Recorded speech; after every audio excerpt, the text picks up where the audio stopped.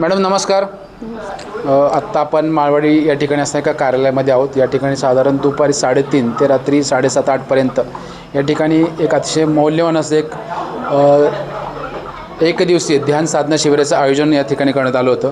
तर काय माहिती सांगाल, जे गुरुवर्य होते त्यांनी काय मार्गदर्शन केलं आणि काय सांगाल, आपण आपली ओळख सांगावी. हां, माझं नाव सारिका कशाळीकर.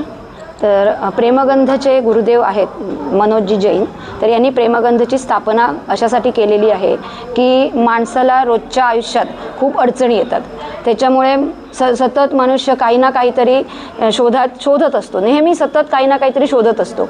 अगदी खूप अडचणी आल्या तर तो बाबा बुवा किंवा भविष्य यांच्या मागे लागतो.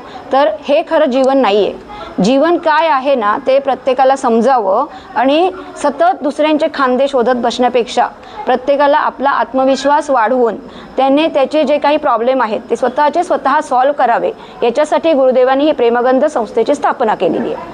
त्याच्यामुळे इथे ज्या काही साधना घेतल्या जातात त्या साधनांच्यामुळे तुमचं आत्मविश्वास भरपूर वाढतो.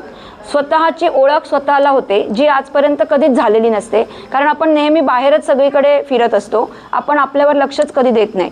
तर गुरुदेवांचं सगळ्यांना सांगणं असं आहे की तुम्ही स्वतःसाठी वेळ द्या, स्वतःवर प्रेम करा.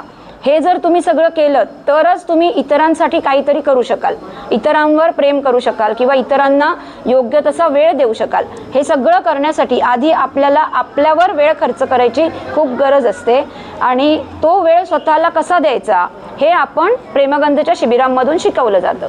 आजचं साधारण जे शिबिर होतं ते साधारण किती तास होतं? आजचं साधारण शिबिर 4.5 तासांचं होतं. त्याच्यात 3.5 तास तर वेगवेगळ्या पद्धतीने साधना घेतल्या गेल्या.